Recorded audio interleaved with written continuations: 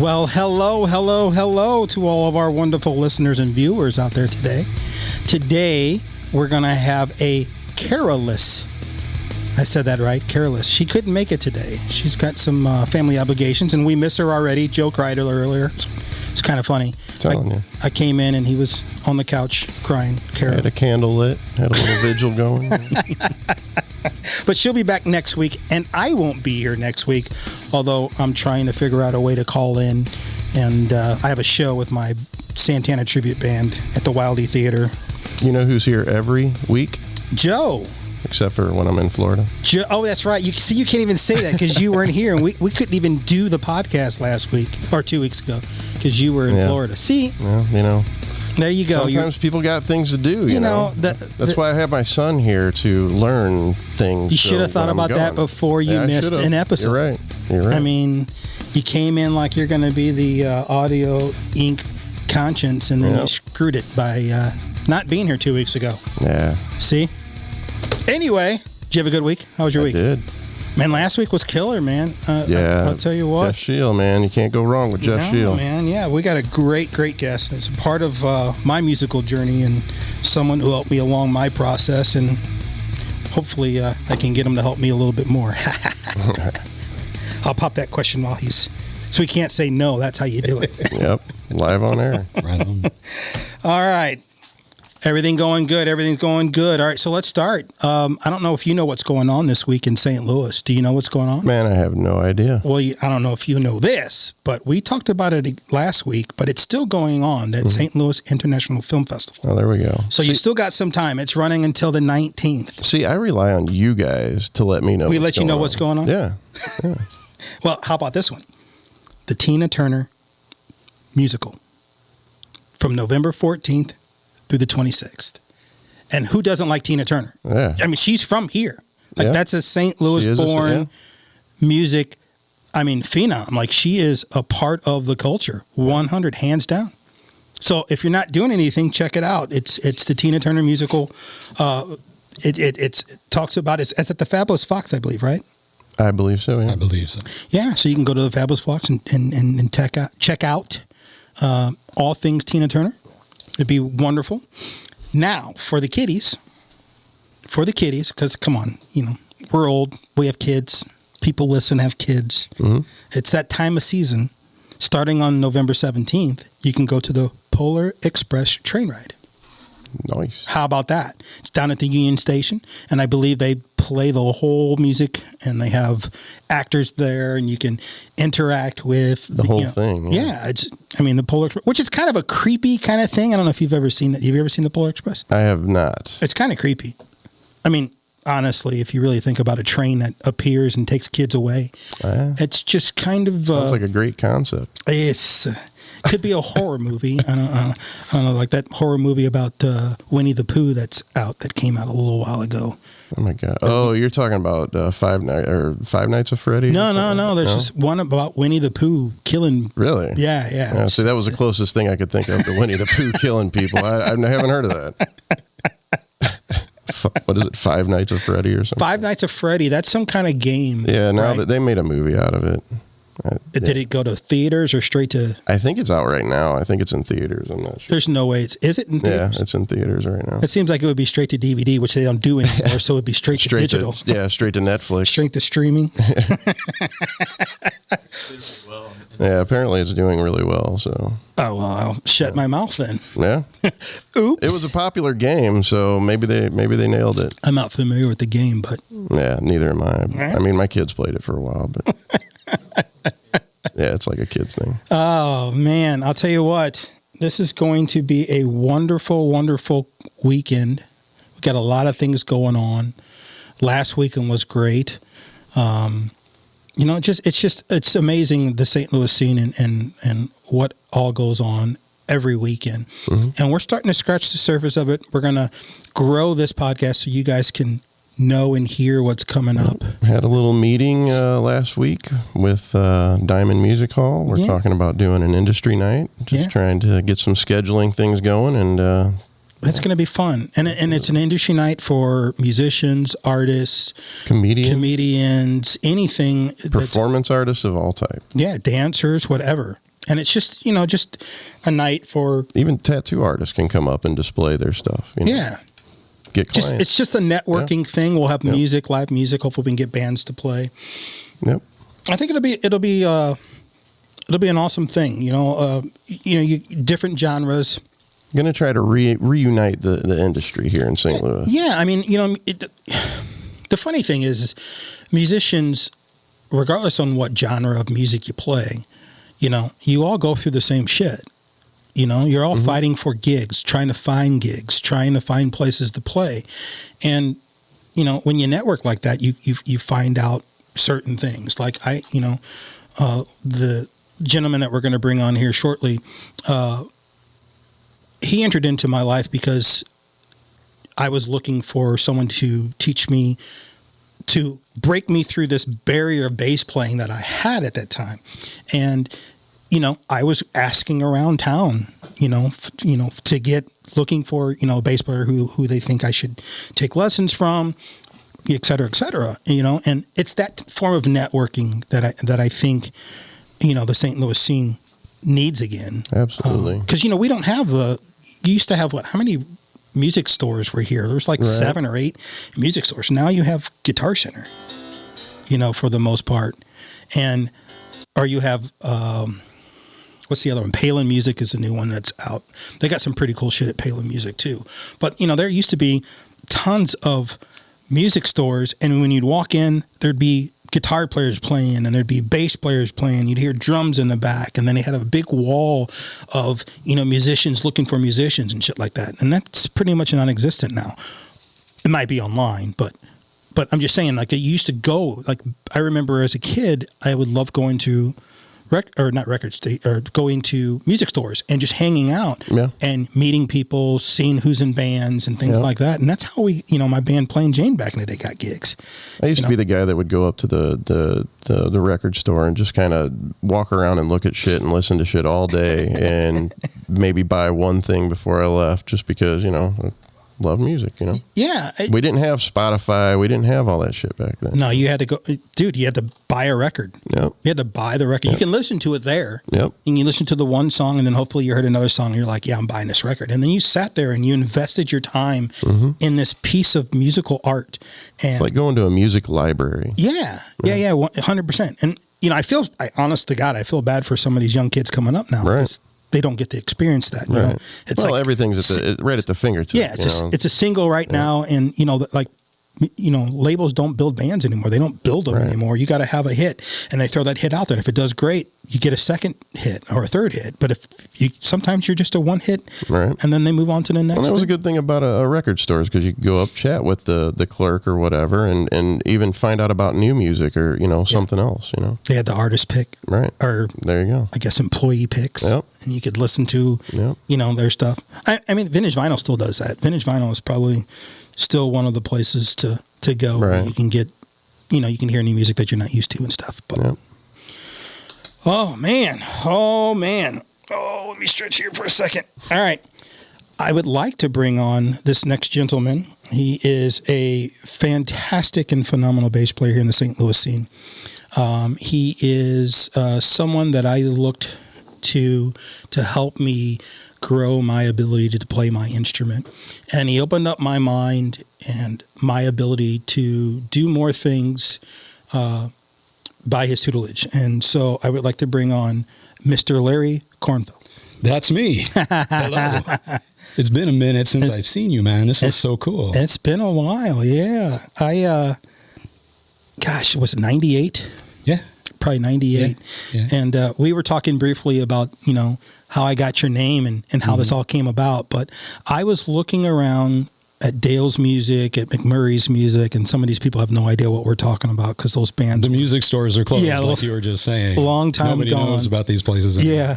I was walking around looking for a bass player because I was at a stumbling block because I was completely self-taught, and I didn't have an understanding of why I couldn't get past a certain point of my playing. Mm-hmm. And so I was asking around for, I'm looking for a bass player to take lessons. And of course they had their in-store guys and, you can take this one. But your name came up once, twice, 3, 4 times. So I reached out. I got your number, reached out to you, and we made contact and set up a time for you and I to have our first lesson. And my guitar player at the time, his name was John Rudebeck, God rest his soul. He's a self-taught kid, and he was like, you don't need lessons. You just need to blah, blah, blah, blah, blah, blah, blah. And I guess he was at Dale's one time, and he heard this bass player just killing it. And he peeped around a corner and saw you, but didn't know it was you. No, yeah. And then he went and asked, who is this guy over there? And I was like, oh, that's Larry Kornfeld. And it clicked. He was like, that's who. Oh, he called me right away. He was like, yeah, you need to take lessons from that guy. yeah. Right. That's cool. Yeah, That's man. really cool how things like that can coalesce just out of seemingly nowhere, you know? Yeah. The funny thing is, it's like, once I knew you and was taking lessons from you, your name came up so often. It was funny. It was like, he's awesome. Oh yeah. Right. And it's funny because it was like, that probably would have happened, but I just didn't have the connection with your name until I started taking lessons from you. And, I witnessed your playing. I saw you, when, first time, I sat down with you. As owner of Mint Mobile, and you showed me some of the things, that I was doing wrong. And I think that you corrected a lot of my technique. That was, I think, my biggest stumbling block was my technique. And you helped me correct a lot of the things I was doing wrong. Yeah. Now I'm still doing a ton of wrong, and I still would like to hopefully sit down with you again here in the near future and start taking lessons again, because there's a whole new plateau that I'm at that I want to get over and and stuff. But glad to do it, man. It'd be awesome. I'd love to. Do you have time? Because I know you're a busy man. Yes, I do. I can schedule things. Yeah. Awesome. All right. Well, let's get into a couple of things about you, your history, things like because you're from St. Louis. You were born not originally, no. Okay. I'm originally from New York. Oh, no shit. No shit. And my family moved from New York to St. Louis in 1968. I was 8 years old. Okay. And my interest in music goes back as far as I can actually remember. I mean, I remember my dad with his hi-fi system, the records. The records were these magical things like, holy shit, this has got music on it. Music itself was magical. But the fact that it was on this black plastic thing, like, there's music on here. How the hell does music get on these things? And then what happens when you put this thing on the record player and it starts to spin, you put the needle down and all of a sudden the sound's coming out, and just the whole thing was just layer upon layer upon layer of magical stuff that was utterly fascinating to me going back as far as I can remember. And like you were talking about hanging out at music stores. Well, for me, it was music stores, it was record stores, it was hi-fi stores.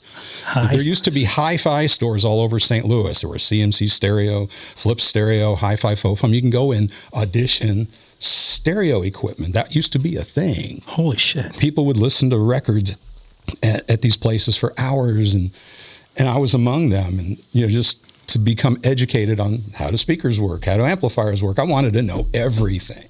I wanted to know everything about how to play, how to create music, what a bass was, what are these things, the strings made out of. Everything was something that I was incredibly curious about, and read everything I could possibly read on the subject. And wow. It was just, and this was, I'm talking about in the 1970s, man, pre-internet. All there was the library. All there was really was Guitar Player magazine. Yeah.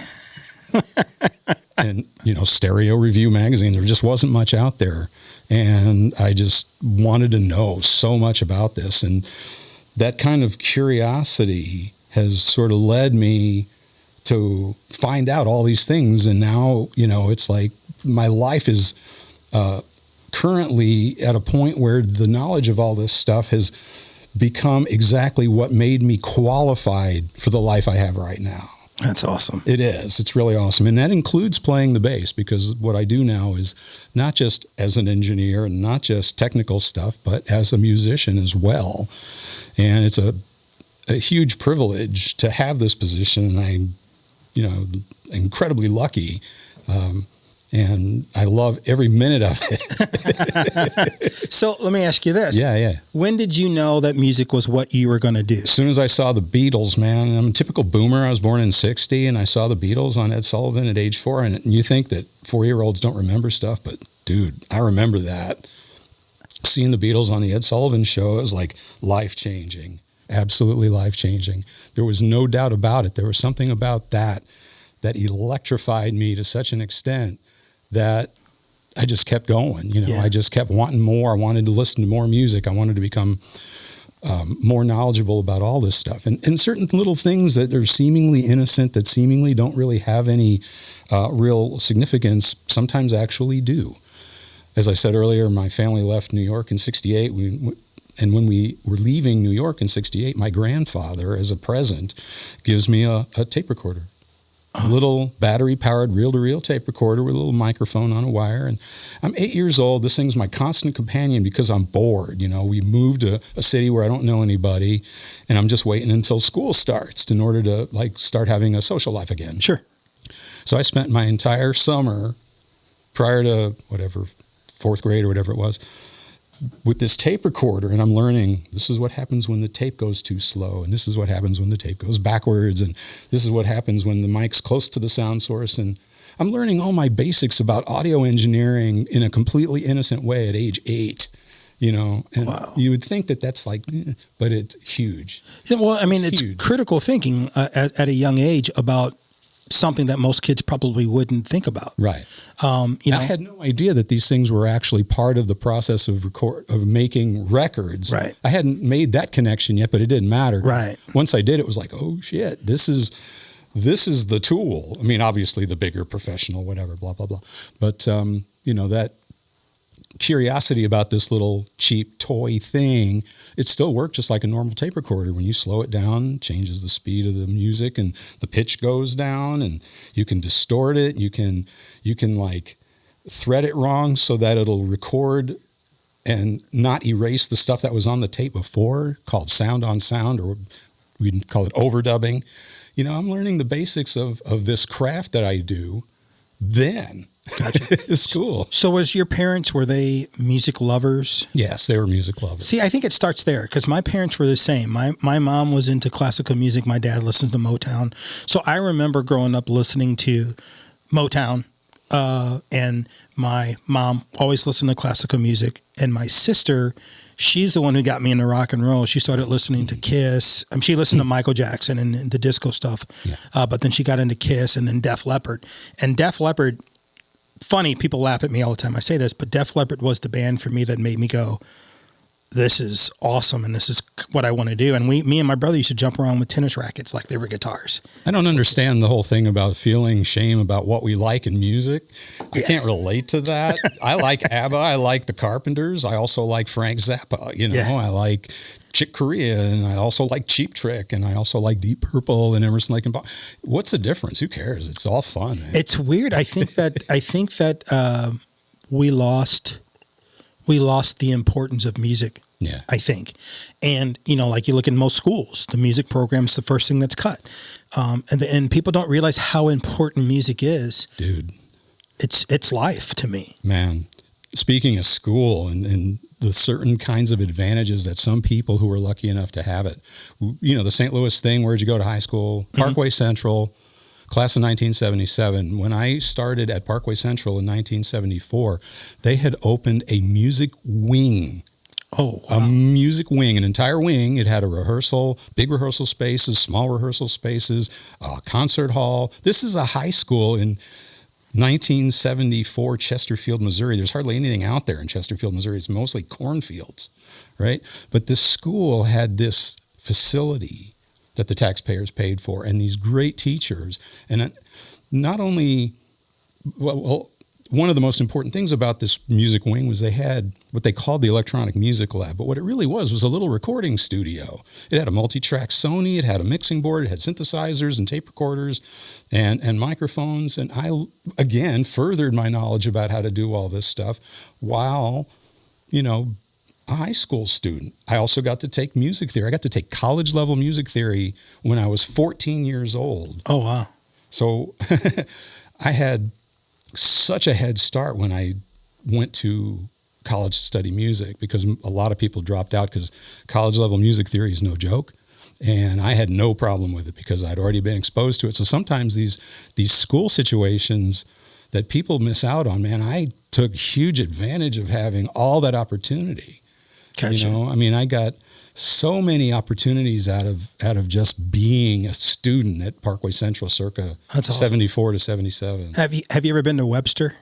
I have. I applied for a job there in their audio engineering department a long time ago. They have a whole big music. Oh, they're department. huge. Yeah. It's fantastic. I was in a band. I was the bass player for Ruby, the Iber Girls, and we played there. And that's the first time I've ever experienced a dedicated wing like you're talking about to music. And I was like, what the hell is this? Right. Like, I wish, I went to Hazelwood East. I wish schools had things like this, because Hazelwood East didn't have that. But it's so important. Music. I think it's an art that I think it's lost on. I think it's been cheapened, I should say, by the record industry and the want to make money, and because there's no development. There's no development in schools. There's no development in. I shouldn't say in school. There's some development schools, but it's not as important as it used to be.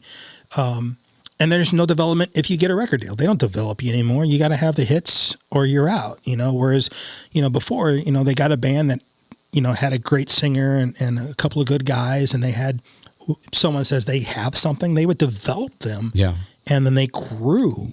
Yeah, and they allowed the first album to be what it was, and give them an opportunity to do a second and third album, because it sometimes takes a while to develop your audience and to develop your sound as a band, coming from your parents' garage to stages. That's not an easy transition. Yeah. So record labels used to develop artist development. There was occasion for some bands to actually get their act together. Let's say like Guns N' Roses, for example, when they're playing the Sunset Strip, all bands of that era and that genre playing places where they had opportunities to play, and they had opportunities to get their act together prior to the record labels even knowing anything about them. Right. So there were exceptions to that. And, but the development thing, long gone. Yeah. It's you got to be responsible for getting that stuff together yourself. Yeah. And then of course you had the whole Napster and LimeWire bullshit. And that's, one of the stumbling blocks that Cabo had was we came out at a time when they didn't measure, anything until 2015, and our careers were no longer stable by music by that point, And the beginning of the end of physical media. Yeah. The download thing. The physical media is very important, and it's kind of nice that it still exists. To some degree, people are starting to realize that, they can support artists better by buying their CDs, and some artists are putting out vinyl. That I don't quite understand. Putting out vinyl is a giant pain in the butt. It's very expensive to get right, and although I love my vinyl, and if you ever saw my record player, you'd know that I'm a very enthusiastic vinyl person. It's not worth the effort, in my opinion. The digital thing works great for me.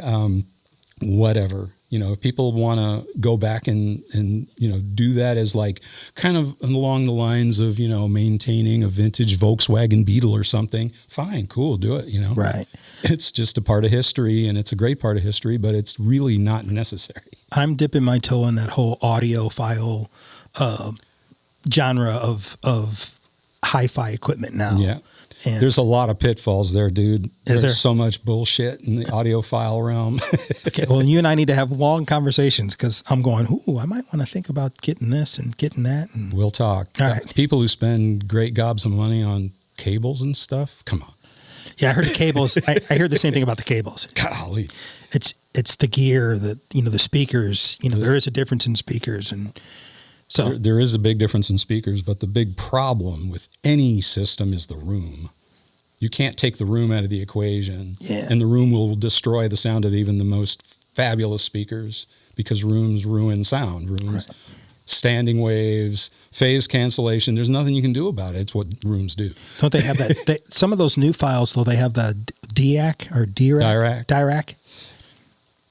There's some benefit to be gained, I guess, from that sort of thing. I'm a little familiar with that, and using EQ in general is a way to fix problems with sound that are caused by standing waves is like it's the wrong the wrong solution. Gotcha. Because it's not a frequency response problem. It's a standing wave problem.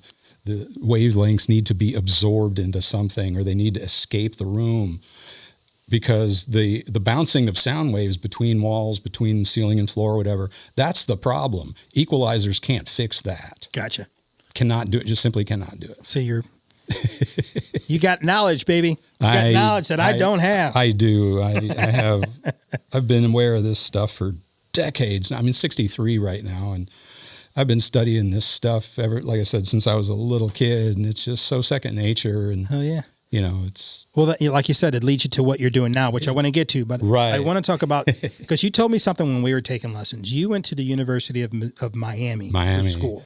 Miami Jazz program, 77 to 81. And you said that he wasn't your teacher, but you got coursework that was from Jaco Pastorius. Jaco Pastorius was adjunct faculty at the University of Miami a couple of years prior to me being there. He had gotten the gig with Weather Report by this time. He had talked his way into making Joseph Zawinul fire Alfonso Johnson, the great Alfonso Johnson, who was the bass player in Weather Report. Jaco was just this huge personality. It was the darling of the music industry. He had this sweet record deal on Epic Records through the president of the record company, who at the time was also the drummer with Blood, Sweat, and Tears, this guy named Bobby Colombi. Got him his record deal and got him hooked up with people like Herbie Hancock, and just this incredible debut album that Jaco came out with. And this is the kind of stuff that's like following me, not just me, but all these other great bass players who were fledgling at the time at the University of Miami Jazz Department in late 70s then. It was terrifying, but it was also incredibly fun. Just the standard of musicianship. Yeah. It was way beyond what I had felt like I was signing up for. I had no idea. I mean, it's astonishing. I mean, to know that you're at you went to a school where Jaco was a teacher. Yeah. Coursework you're using is coursework he developed. I still have all of this. I have a box full of it, man. All these things that he'd written out, all these exercises, he was very thorough with his, approach to playing the bass guitar, and this was all 4-string bass guitars back then. There weren't fives and sixes yet, and playing these things on a 4-string bass guitar is quite a bit more challenging, as you know, because of the shifting. Yeah, and he of course made it a little bit more difficult for himself because of the fretless thing, which that's a whole nother thing. I started playing fretless when I was 14. Before I ever heard of Jaco, I pulled the frets out of my Fender bass because I liked the sound of it. I had no idea if I was being innovative or if I was doing something weird. I didn't really care. I just liked it. Wow. So fretless has always been like this extremely rare thing for bass guitarists. There's not a whole lot. Upright bass is another matter entirely. They've always been fretless, So, getting your ears together, ear training, and just having the guts to do it. I mean, could you imagine going on stage in front of people and cranking it up and playing fretless? And oh my God, am I in tune? I have no idea. Do I sound like pure shit right now, or what's going on here? But I love the tone of it. And I don't really play a lot of fretless these days because I'm kind of lazy. I don't have a fretless 6-string. I don't like the sound of a fretless 6-string. And a lot of the music I play, I have to play on a 6 because I don't like doing all that shifting. And these are technical lines, all this kind of stuff that I like being able to play up high in one position. So, I play a fretted 6 mainly these days. Gotcha. Right on. Well, I saw you play the upright, and that's I still have my Azula bug bass. So do I. I still have. Plus, I have 2 other uprights as well. I have 2 acoustic uprights that I've purchased subsequent. Gotcha. I am such a gear slut. I am a gear slut big time. Well, you started me on that because of all the basses you had when I started taking lessons from you. Yeah. I have I got a 5-string NS design. Mm-hmm. And actually recorded with that. Cabo did on our second record, we did an acoustic revisioning of some of our songs, and I used the upright. And we actually toured on that. Mm-hmm. It's just funny. I don't know why they did that. They put us I want to say it was like a month, but it was probably less than a month, maybe 3 weeks. We went out on the road and went to radio stations playing this acoustic stuff, and then the label didn't put the EP out with the acoustic stuff on it. Great. It was just It's pretty silly. I think they took like 2 of the songs and put them on another EP with 3 other songs that we had done extra, and it was like you sent us out to promote this thing, and then this specific thing. You're not even going to put out literally.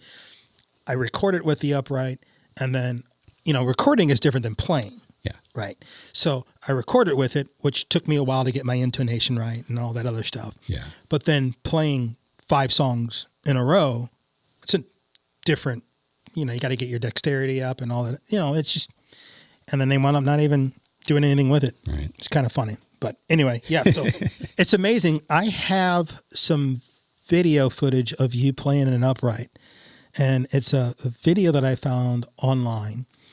And it was done by Mr. Ross, which nobody knows. Oh, that was at Phil Jones' house. Was it? That was at Phil Jones, the famous bass amp and speaker guru, Phil Jones. That was at Phil Jones' house. Right. I had just taken delivery on a custom-made 5-string Upton upright bass, full-size, big, hulking monster. And I brought it over, Phil invited me. I brought it over, and there were other bass players there, and James was there, and somehow or other, I ended up on this video. James is so awesome. I love James to death. He's everywhere. Yeah. Oh, here's this video. Can we play it? You okay if we play this? Oh, yeah. Go ahead. Let's hear it.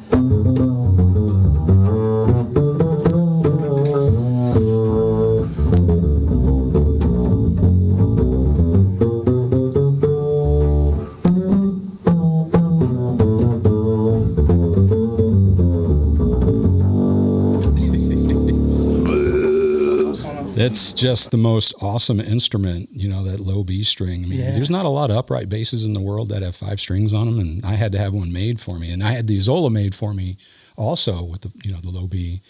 And then my third upright, I bought it a little bit more recently. It's actually an old, 1920s American-made flat-back bass. Very, very small. It's been repaired a million times. It's absolutely incredible sounding little thing.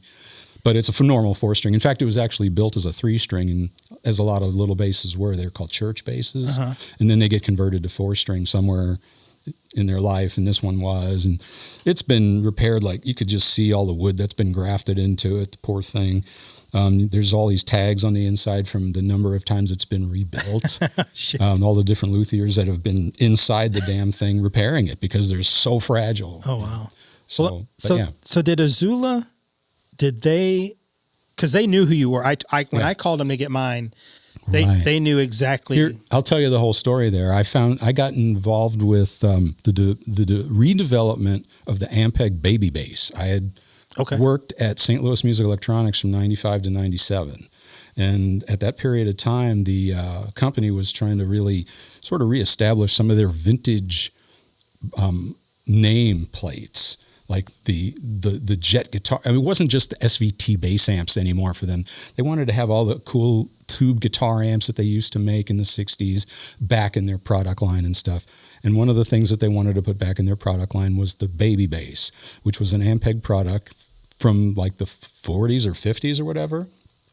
But Steve Isola owned that intellectual property. Oh, wow. So when Ampeg decided they wanted to re-establish the baby bass, they had to go through Steve Isola.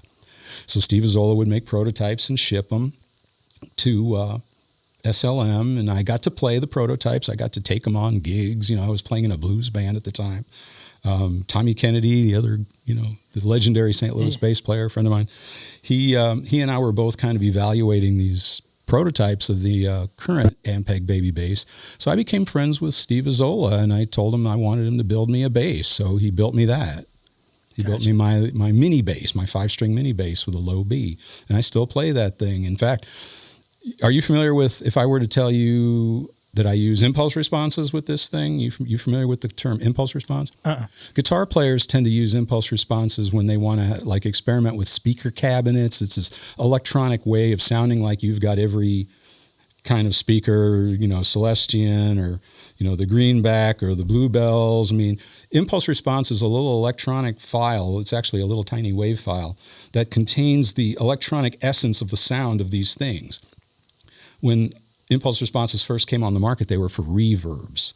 Like you could get an impulse response of Notre Dame or the Taj Mahal or whatever, because it was like a brief snapshot of the sound of the echoey space. Gotcha. But impulse responses has been extended to things like guitar amps, guitar cabinets, pickups. Like if you play a Strat and you want to sound like you're playing a Les Paul, you can use an impulse response to generate that other sound. And you can also do things with acoustic instruments as well.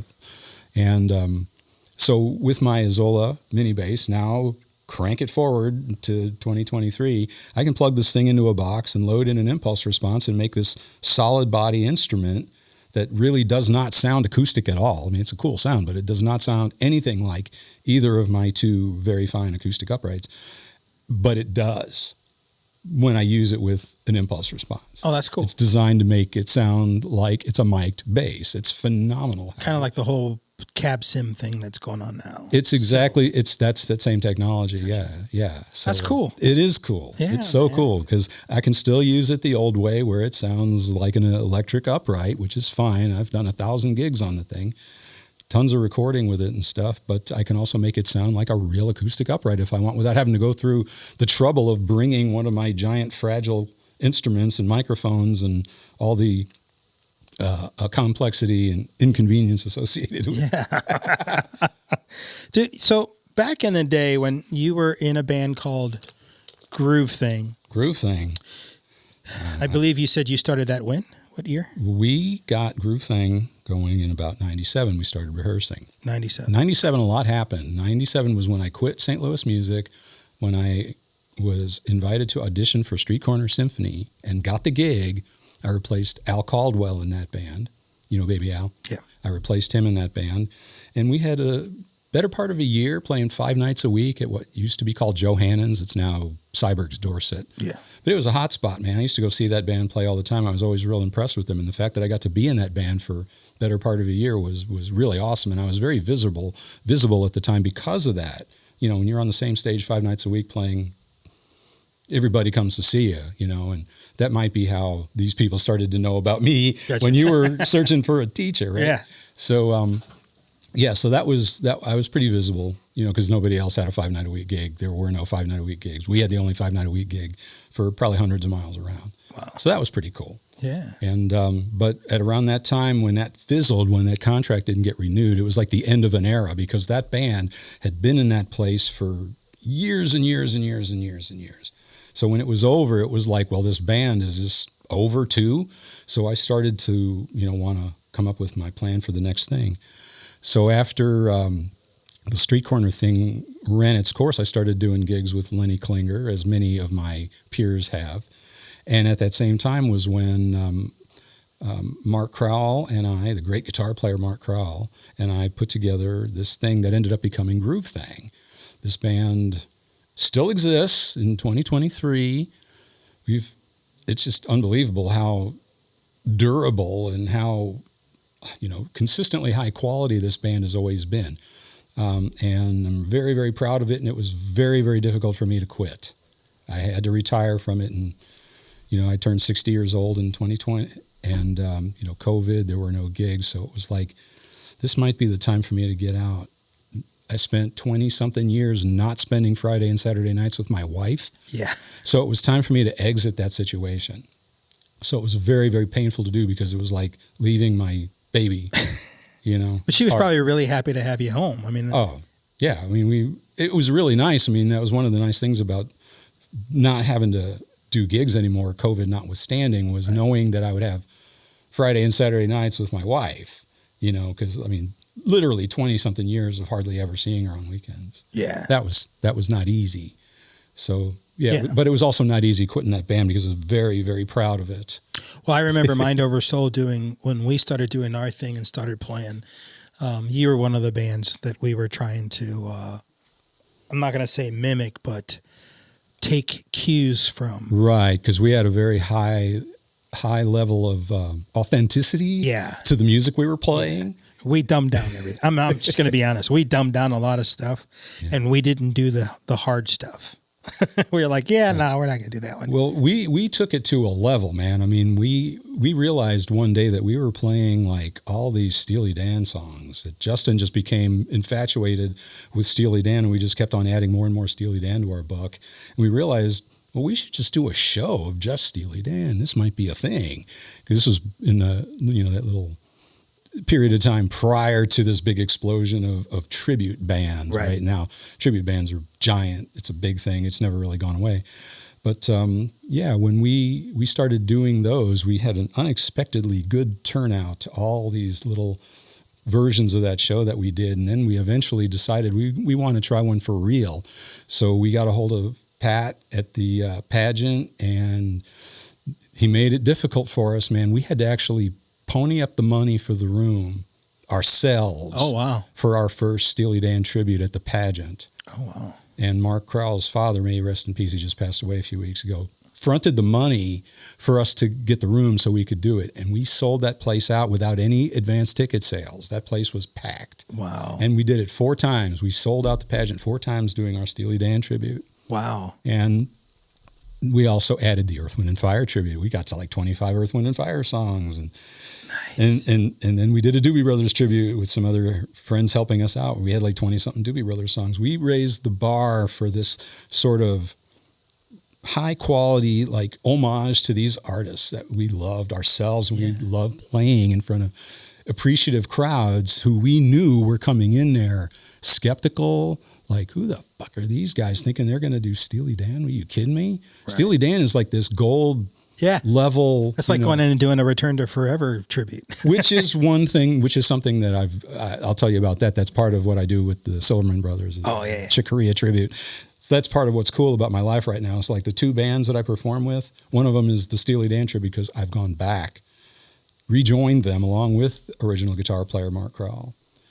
And in fact, we've got a show coming up at the Diamond Music Hall, February the 17th. February the 17th next year, everyone. Make sure you make it to that show because I'm going to be there, Kara's going to be there, and Joe's going to be there. We call ourselves, as tribute bands are supposed to do, they're supposed to find some kind of a cool name that incorporates some folklore regarding the band. And we spent hours trying to figure out what to call ourselves. We used to be Showbiz Kids, based on the song Showbiz Kids, but we call ourselves Deacon Dan. Deacon Dan. Deacon Dan. It's easy. It's alliterative. It's cool.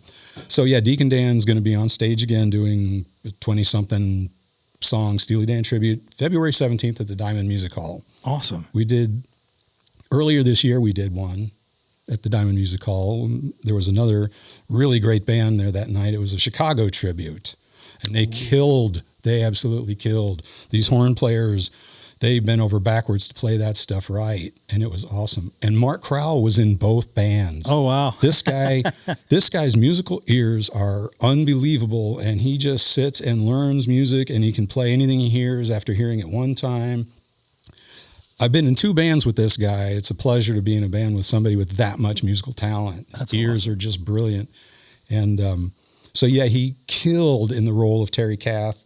Yeah. Playing in the Chicago tribute, and he kills in the role of all the A-list studio guitar players who are on all the Steely Dan songs that we perform live. Hell yeah. It's just wonderful. That's awesome. It's so funny because I never thought I'd be in a tribute band because I was always this, original because I did the cover thing and then I got away from the cover and I did the original and got a record deal and came out of that and had tons of offers to do cover bands. Like I was in Gargoyle Rain for a while and they wanted me to come back to that. And I just couldn't do it. And a buddy of mine during pandemic, Aaron Burball, reached out to me and said, "Hey, we're doing this Santana tribute band. Would you be interested in playing?" And I wasn't, Cabo, we were talking about maybe starting to record again, but not tour. I was in a band called The Poor that had ended. And so it was like, it's something. And I want to get back to playing, and started getting into listening to Santana because I was never really a huge Santana. I mean, I like Santana, but I wasn't a huge Santana. There was always enough Santana on the radio also for most people. Yeah. Yeah. And then, so it's just funny because then I get involved in it and then I'm starting to understand why people do it. Right. Because people who play in tribute bands really love to play music. Like it's not like the cover bands, in my opinion. It's different. It's you're paying homage to a band that inspires you, and Aaron Burball loves Carlos Santana. That's his band, and he is so adamant about, hey, live they do these cues and they do this and that. And I don't know if you know who Matt Henry is. Do you know Matt Henry? Mm-mm. He's our percussionist. He plays at the Muni. He's a teacher at Home Soul and stuff. It's funny because when you're around guys like that, it elevates me because, I walked into this band. I've been playing rock music for, 14 years now. And then when you get into a situation where you have two percussionists and a drummer, and there's so much rhythm going on and they're doing so much different stuff. The first couple of times I played, I'm playing and then I lost myself. Mm-hmm. I'm like going, okay, I can't, I don't know where the one is. Right.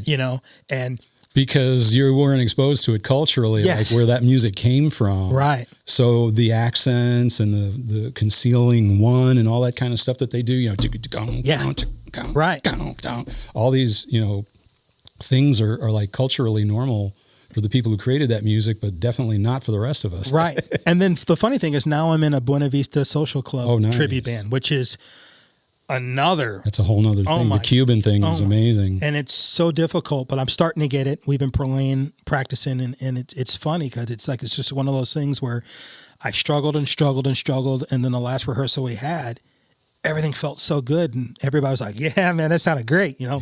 And it's just, you see the growth and you see that, you just start seeing your ability to understand music and why it's important and not looking at it. I guess I was looking at it as a chore. Right. I got to learn this and I gotta, rather than just sit down and enjoying the reason why I got into music in the first place was because I love playing music. So you sit back and you just enjoy what you're doing, right. And it all falls in place. Right. Yeah. Yeah. I just have this craving to make the sound. I mean, I hear, the sound of bass was always the most appealing thing about music to me. And I just always wanted to make that sound. Yeah. And my original goal was I want to be competent enough to make that sound in some kind of an ensemble because that seems to be the way it's done. Right. And it's progressed and progressed and progressed into this crazy thing. It's my life right now. And so it may not be a bad idea to start talking about, the Silverman situation. Well, let's talk about, let's get to that. So you are now the chief engineer at Autumn Hill Records. Autumn Hill Records, which is a part of the Silverman. Part of the Silverman music empire. Okay. Along with Clayton Studios. Okay. And, it's just these guys, I don't know. Let me relate how I found out about them. I had found out about these siblings, Robert and Michael Silverman, Robert the drummer, Michael piano player, that they were just ridiculous virtuosos when they were kids. They come from a musical family. Their dad played the cello in the St. Louis Symphony for over 40 years. Wow. Their mom was a professional piano player, blah, blah, blah. That I should go meet these guys. I need to meet these guys. A mutual friend said, you got to go meet these guys. So I found out about them having a gig. They were opening for the Dave Weckl Band at Mississippi Nights. This was probably about 1998 or so. And I went down there and I loved their set. I just loved the music. And I introduced myself. And I just kind of told them a little bit about what I was doing. Some period of time had passed and they got a hold of me and said, we're recording some original stuff right now. And would you be interested in, putting some bass parts on? It's going to require some work because it's challenging stuff. It's like Chick Corea electric band type, lots of, unison runs and all kinds of things that require, some skill. And I said, I'd absolutely do this, So I got a hold of their demos and transcribed their stuff and I recorded these bass parts. And, another thing that was happening at the time was I was working as a recording engineer at a little recording studio in the Westport Plaza vicinity called Sidetrack Recording Studio. I know that place because you did some stuff for Mind Over Soul. I did some stuff for Mind Over Soul there, yeah. But I engineered like a zillion sessions there. And this studio might have been, if not the first, among the first, back in 1998 to have a Windows PC that was capable of running a digital audio workstation, the actual in-the-box mixing, as early as 1998. Oh, wow. So I started mixing in the box back then. We were recording on ADATs, and we would digitally transfer 8 tracks at a time from our ADATs into this computer, and then I could open them up in this digital audio workstation, and I could do all the editing and automation and unlimited effects and all the things that we take for granted now. But back then, that was a giant technological hurdle to overcome because computers were not like they are now. Right. Windows 98 versus now. I mean, come on. That required an actual team of computer nerds who really knew their shit, and they were able to make this computer do this. And I was the main beneficiary because I was engineering all these sessions, and I got to mix all this music in this computer. And one of these things was the recordings I did with Mike and Rob Silverman. It ended up becoming a CD called Rocket Science, aptly named because of the technical challenges of playing this music. But that kind of cemented us all the way back then, you know, Yeah. Musically and technologically. And a few years later, we recorded some more songs. This became an album called The Rebirth of Fusion. This was one of the first things that came out on Autumn Hill Records. They had started to, make a label, an actual record label that was, with a website, and they started to make content for it. This was like 2006 or 08, or I forget exactly. But the difference was they started to have some famous people show up on these records. We were getting people's tracks playing, like internet-enabled collaboration. The first guest performer that showed up to play on our pieces was the sax player named Eric Marienthal, who played in the Chick Corea Electric Band going back to the 80s. He's like an A-list horn player. He's one of the greatest alto sax players of all time, in my opinion. I've gotten to play with him a bunch of times, but he was the first guest artist to participate in our music back then. And then it led to Jennifer Batten. You know who she is? I don't. She was the guitarist with Michael Jackson on the Thriller tour. Oh. She plays with Jeff Beck, or played with Jeff Beck, the girl with the big blonde mohawk. Oh, yeah, okay. Jennifer Batten, she plays on one of the tunes.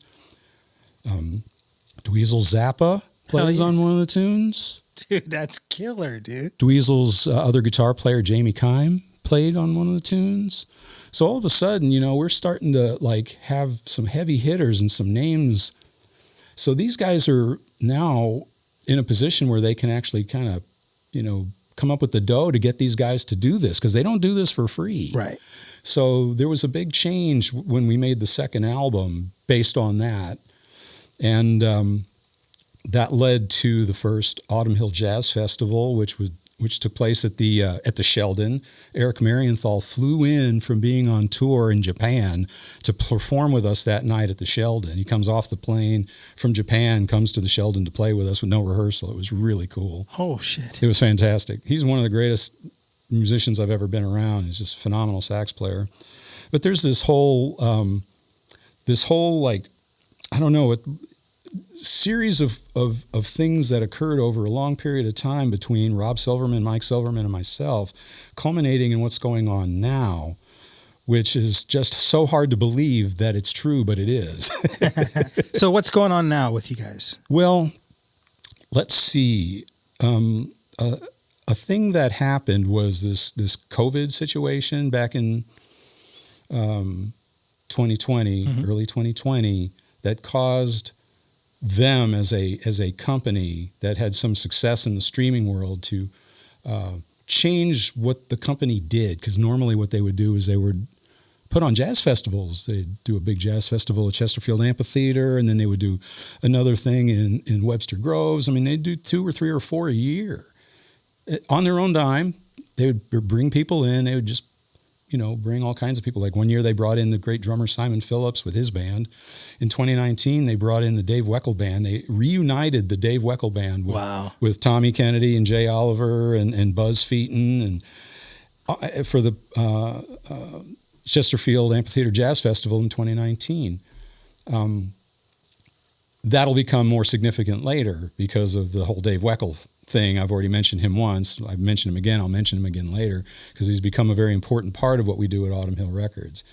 But another thing that was happening, are you familiar with a piano player in town named Peta Williams? Sounds familiar. He's a jazz piano, just absolute virtuoso. I mean, he's like the only guy who I've ever been around who's anywhere near Oscar Peterson or Art Tatum level jazz piano brilliance. I mean, this guy's insanely great. And we had a series of recording sessions with him, Rob Silverman playing drums, me playing bass. I'm also engineering these recordings while I'm playing. I'm running cameras. I'm making sure everybody's headphone mixes are good. Because it was at the studio that Rob's studio where I work, have been working since 2017. So anyway, we ended up recording like hours and hours and hours of us just jamming, like no rehearsal, let's just play and capture it. Started mixing the music, and we started realizing how good these things were. Just such good, if you like jazz piano trio stuff. And so then COVID comes along. We stopped doing these recording sessions. They kept me working, mixing this music because this was something we could put out on Autumn Hill Records because they couldn't put on their concerts anymore. Gotcha. It was time to change gears, do something different. Let's get as much content as possible on Autumn Hill Records. So one of the first things that was done during that period of time was me taking 8 of the a couple dozen songs that we recorded, finish these 8 songs, release it on Autumn Hill. They had gotten a hold of a publicity company, Chart Room Media. They were able to get this album reviewed in all of the jazz magazines. Oh, wow. That does wonders, man. Dude, you have no idea. Downbeat Magazine reviewed this album, gave it a 4-star review, and later that year, it ended up on their Masterpieces of the Year list. Oh, wow. This album that I produced with Pita, myself, and Ron. Man. Absolutely phenomenal. Just a career-making thing that happened as a result of, A, just us getting together and playing, happened to be recording it, B, it being really good, C, finishing a thing, a product, getting it out there, and all these things just kind of converging into like, wow, this is really cool. That's awesome. So what's really nice is that I've been continually working on like the backlog because there was a whole bunch that hadn't been released. So right now we're about ready to, on Autumn Hill, put out a 21-song anthology of this project. Awesome. It's hours of music because these aren't like 3-minute songs. These are like 8, 10, 12 minutes long. This is these guys, these heavyweight musicians jamming very off the cuff, playing basically real book stuff, jazz standard kind of things, you know. That's awesome. But it's phenomenal. And so, yeah, we've been, we just created the album art just came out the other day. Mike Silverman put it on Facebook. You can see what our album art's going to look like. It's called Rhythm City, the anthology featuring Pita Williams. And it's just a cool ass project that people are going to be able to hear very soon. Oh, yeah. And that's just one thing. That's just this one little thing. Because you're busy. You're busy like a mug. There's so much going on. What else you got for me? Well, there's the Silverland project. This is something that they were thinking about probably pretty long before they sprung it on me. This is a prog rock power trio, which is Rob Silverman, Mike Silverman, and me. And we're going through the entire catalog, whatever it is that they got, that those guys want to perform live, we're going to perform live. And we're putting this stuff together. We're going to have backing tracks and everything so that these wonderful productions are going to be fleshed out so they don't sound shitty on stage with us just, hacking through as a trio. These things are going to be like the big production live of us playing this phenomenal jazz fusion prog rock stuff. That's awesome. And we've put out a couple of videos recently. Can we play one of those? Which one? Flight Risk or Flight Risk is newer. This is Distant Future. Distant Future is something that the music we did actually when COVID started, but we finally finished it and then made the video just recently. Okay. And I kind of viewed Distant Future as being sort of like a I don't know. I kind of consider it being like this little, like there's going to be something better after this disappears and this piece of music comes back 3 years later and it's now this video and it's a beautiful piece of music. So yeah, go ahead. Awesome.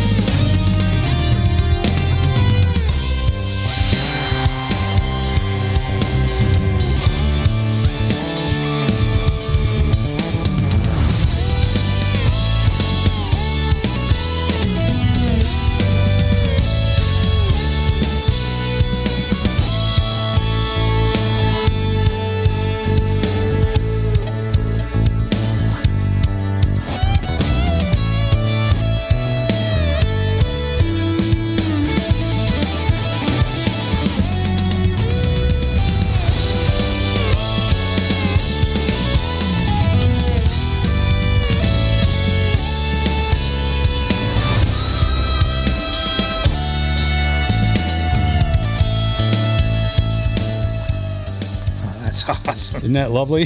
That's so badass. And the video looks so cool too. I mean, we've got this very special place where we film these things called the Fusion Factory. Oh man, that's cool. That is so badass. Yeah. We got 2 other videos, but real quick before we play another one of those, everybody, I would say most people my age and a few years younger know who the Silverman Brothers are. They've been a staple in the St. Louis scene for ever and a day. But not a lot of people that are in jazz know who David Weckl is. Right. Or Mr. Kennedy. Right. And these are... Or Jay Oliver. You have to include him in this. These guys are phenomenal players. Unbelievably talented, dedicated, hardworking, spectacular musicians. Now, Mr. Kennedy's from St. Louis. Yes. But David Weckl. Dave is from St. Louis. He is too. And so was Jay Oliver. So oh, wow. Jay I didn't know they were 3. both from... I thought they were some... Wow, that's... See, it's funny. People don't realize how talented St. Louis musicians... How... Like, you know, you have people like Tina Turner. You have people like... Right. St. Louis has such a deep jazz-oriented scene that people just don't know about. Right. You know, like one of my business partners owns the Gallery Pub on Thurman. He just bought it. It used to be called Thurman's. And they have jazz players that show up. It's a staple on Saturday nights. They just show up and jam. Mm-hmm. And that's been happening for like 20, 30 years. And a lot of people in the music scene don't know about it. And I guess that's one of the reasons why I want to do this industry night, because I think there's a lot of these young players who are missing what jazz is, and the fact that St. Louis has a bloodline of jazz players that play for the world. They came from St. Louis, mm-hmm. and not a lot of people know that. These kids mm-hmm. are coming up here and they're thinking that, Cabo or I don't know, Lincoln Park, that's cool stuff, and it's like you're missing, the in-depth musicality of jazz or jazz fusion, right. or, I think it's great to bring these cultures together, and for some of these young kids to realize, what St. Louis has offered the world, and mm-hmm. it still needs it. Totally. Because St. Louis has some amazing artists. Right. As long as us older cats who went through this are still here, we want to be influential to them. We want to provide, the path forward, because we've been there. We know what it's like to go through the process of learning how to play music, develop the skills, develop the confidence, to develop the business mind or whatever, the things that are necessary in order to function doing this. Yeah. And, keep it going, because, for sure, it's like air. You got to breathe. You might as well listen to good music, Right. And it's never too late. No, I'm talking to Larry about taking lessons again, and there's more things I want to learn. So, and so we definitely want you guys to hopefully be a part, come to some of these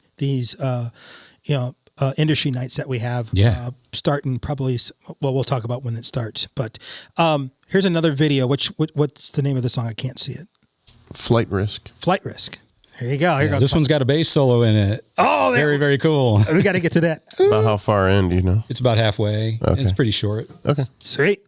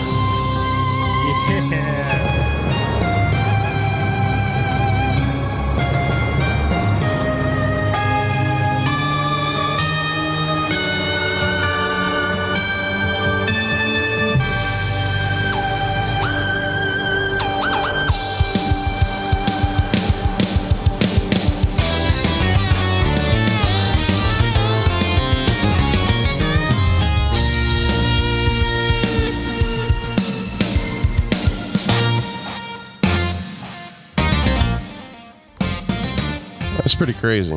That's fucking badass, dude. Okay, how big is that drum set that he's got? It's a pretty Neil Peart-ish type of setup. So he doesn't break that down every night. You guys no, he's got multiple drum sets. He's got lots of drum sets, this dude. This is part of the joy that I have is the guy who runs his studio is helping him make sure that all these drums are being recorded correctly, and that, everything about it is like important, all of it. Wow. That is so killer, dude. Yeah. And that's a pretty big space. It's a very special little place where we shoot these videos. That's awesome. Very cool. So you were going to go back to Dave Weckl real quick. Oh yeah. Well, here's the thing. Dave is from the St. Louis area. He left St. Louis to, go to New York. And, I think the first big name gig that he got was when Simon and Garfunkel, went on tour in 1983 or something like that. That's pretty not normal.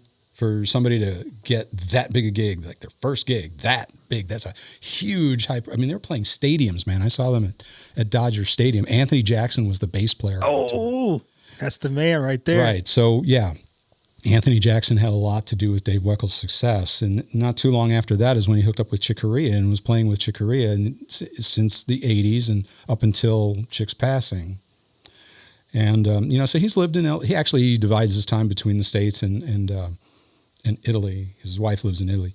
But he decided he wanted to move back to St. Louis because he became part of the Autumn Hill thing when his band was hired to play at the Autumn Hill Jazz Festival in 2019. That was when I got introduced to him because the rehearsals were at the studio where I worked. Nice. So the whole monitoring system, they had a very specific monitoring system. They've got some interesting things, like Dave likes to mix his drums before it goes to front of house. So he's got his own mixer, and the way things are connected was quite peculiar to that band. And I was responsible for making sure that it made it to the stage working exactly as it did in the studio and rehearsals. Gotcha. And of course it did, because I know what the fuck I'm doing with this audio gear stuff. We've already established that, recording studios, live sound, just sound system stuff in general is as much my thing as playing the bass is. Let's just put it that way. But, I got to hang out with these guys and listen to them rehearse and became familiar with the kind of gigantic ears that these guys have for music, this complicated music that they played with seemingly no effort at all. Right. But it got recorded, it got mixed, and it got released on Autumn Hill. And Dave decided he wanted to be more involved with the Autumn Hill thing. He wanted to leave L.A. So he comes back to St. Louis.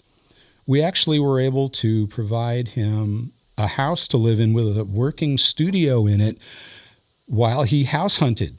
Oh, While he house hunted, because Rob had moved into another house with another studio that was built. So Dave was able to set up his gear in a functioning recording studio, live there, and get back to business making videos for his online drum school and all the stuff that he does, teaching.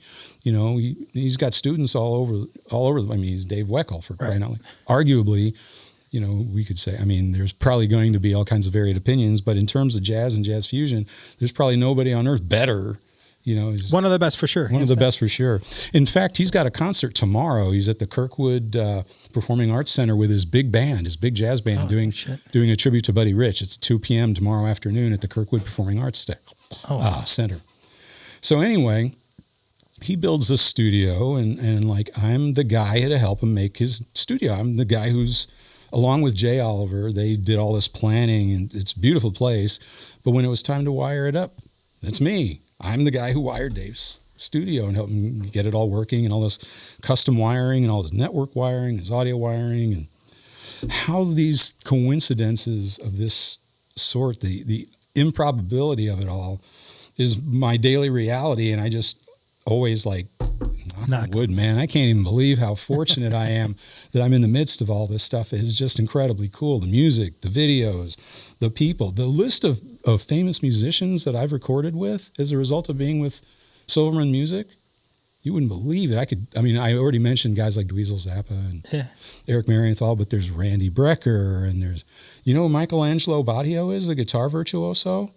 Oh my God. He's touring with, is it Manowar? Some big metal band he's on the road with right now. I forget who, but he's the guy who can play guitar with 4 necks, and he can go any which way with his hands this way on the 4 necks of a guitar. Just this insane. I'm on a recording with him where I'm playing in unison with him and stuff. Oh shit! It took me like a month of shedding to be able to get ready to record this bass track. It was absolutely terrifying.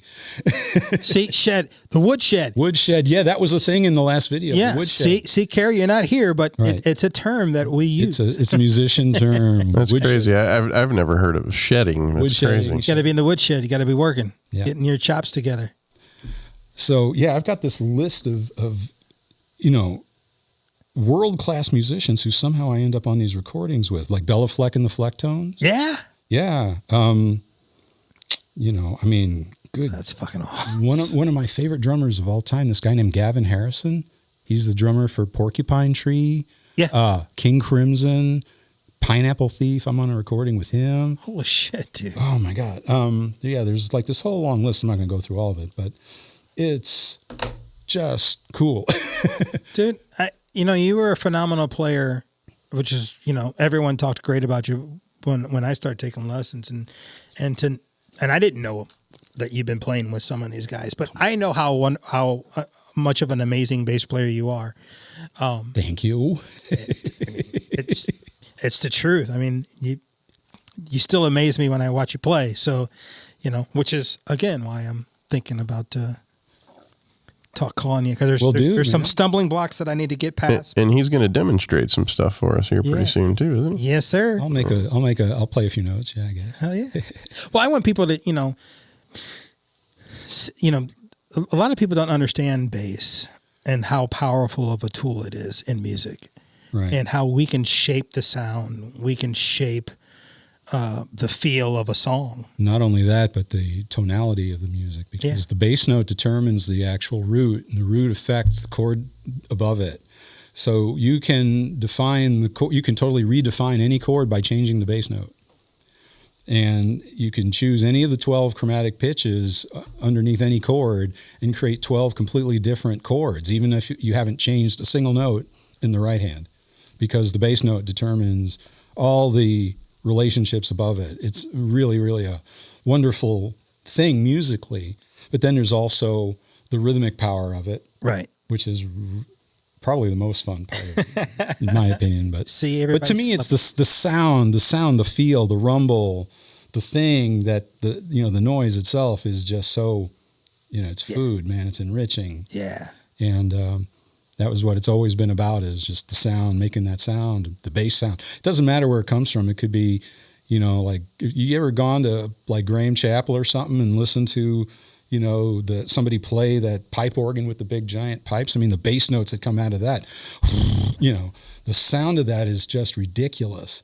Timpani, orchestral bass drums, thunder. Yeah. That's the best bass sound of all. It's just this shaking. Absolutely love the low frequencies. We're more powerful than you people thought. Damn it. All right. So real quick, where can people find out about you or any of your projects? What do you want to plug? AutumnHillRecords.com is the site to go to look at all of our artists. I mean, there's just so many fantastic musical artists that have stuff on the label. The cornerstone of what we've been working on, I would say, prior to the most recent thing, Silverland, whatever, is this thing we did called Drumology. It's a 3 CD series of recordings that involve multiple drummers on the same tune. The success of the first Drumology led to needing to make a volume 2 and a volume 3. Oh, that's cool. And that happened as part of the COVID thing, when it was like, we're not putting on concerts, let's make more content for the label. And so we started putting together music for doing double drummer stuff.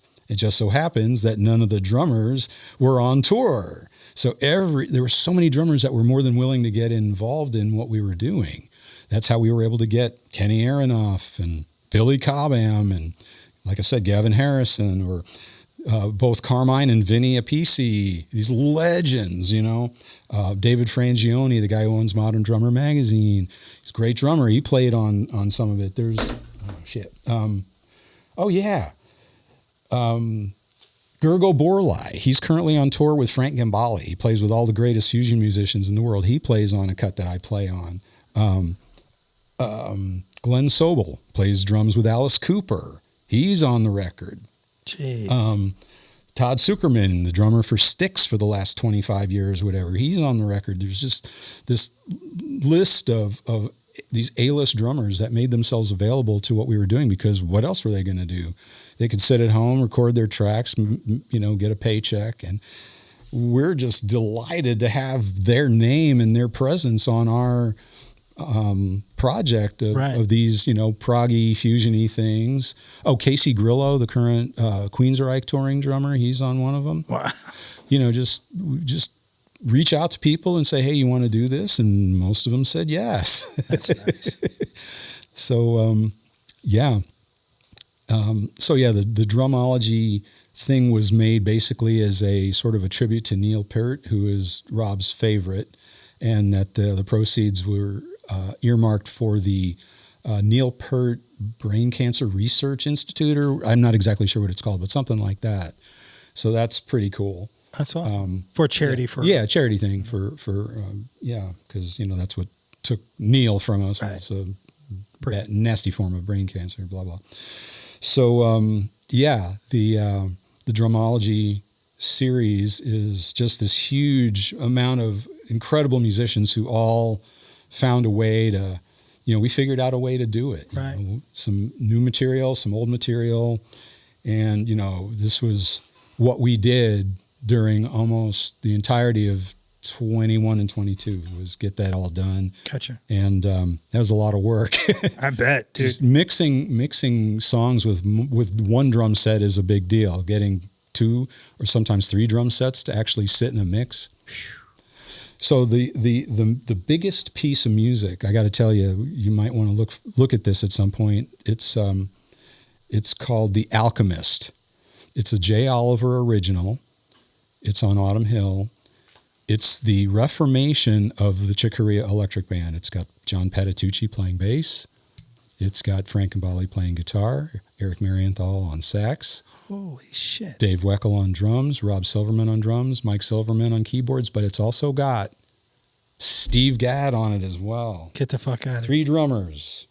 It's an incredible piece of music that Jay wrote. The Alchemist. The Alchemist. Okay. And it's a beautiful video, and I've got an engineering credit on That's the awesome. plant because I was there for, some of the tracking sessions and stuff like that. So you talked about Rhythm City and Anthology. Yeah. When are those coming out? Well, I'm just about done mixing all that stuff. I'll probably have that all ready to be uploaded on Monday. So it's imminent. It's very cool that it's that close, or people are going to be able to really listen to it. Awesome. The original 8 songs from the first release have been remastered, and they're going to be part of this package, as well as a baker's dozen more killer pieces of music. Oh, yeah. Well, dude, I want you to come back anytime when that comes out. If you want to plug it, Oh, yeah. you got an open invitation. Just hit me up and be like, hey, can I come in for 15 minutes and talk about this project real quick? Because I just kind of wanted to get out there. Open invitation. You just let us know. We film on today. I can't say what day it is, but I think it's Friday. Right. So you just let us know. Okay. And please come back. I shall. And you and I are going to stay in touch. It's so great seeing you again. I mean, it's been such a long time, know, and you right? were over at the house a lot, back when, because you took lessons from me for a pretty long time. I mean, several years, wasn't it? And then I went and played rock music for 14 years and dumbed down my playing. So now I got to build that all back up. Yeah.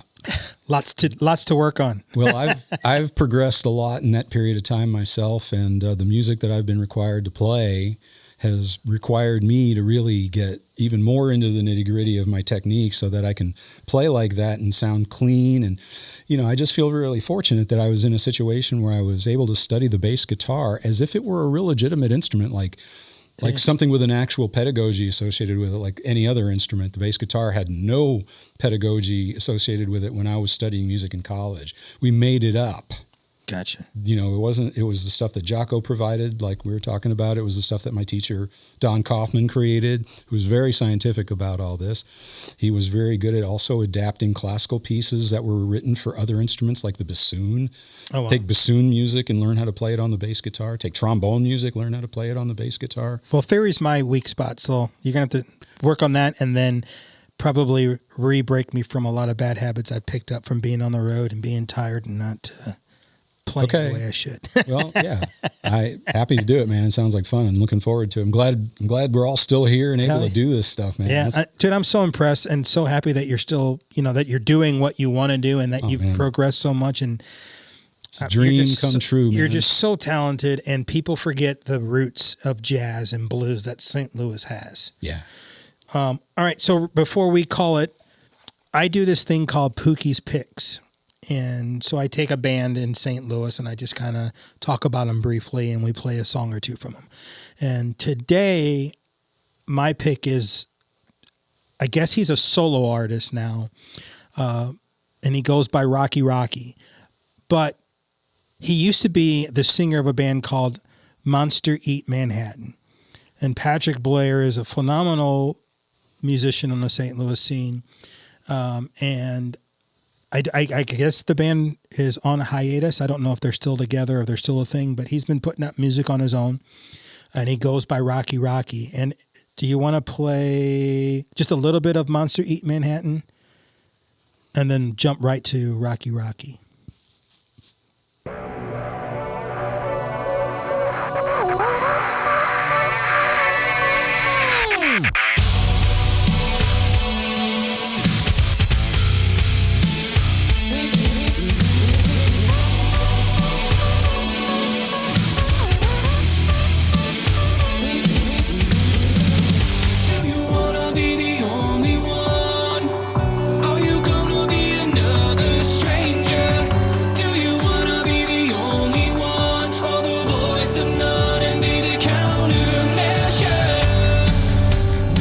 So that was what he was doing back about 7 years ago. That's cool. And apparently he's been doing his own thing, singles, and this is what that sounds like. And he goes by the moniker Rocky Rocky.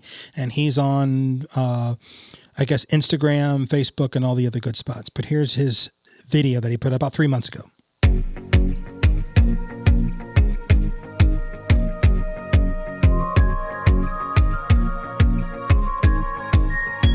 When I wake up in the morning, I hope that you are there. I don't care who knows it, I want you everywhere.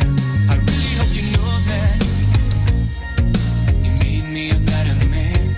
You don't have to worry, I'll be your biggest fan. I wanna be the one to make you smile and show you that I care. I wanna be the one to hold you late at night and make sure you feel safe. You are the only one who's So if you're looking for some new music to listen to, check out Rocky Rocky, and definitely check out my friend Larry Kornfeld and his band. They're playing out, I guess you said, what was it, February the 17th. 17th. Deacon Dan, a tribute to Steely Dan. At the Diamond Music Hall.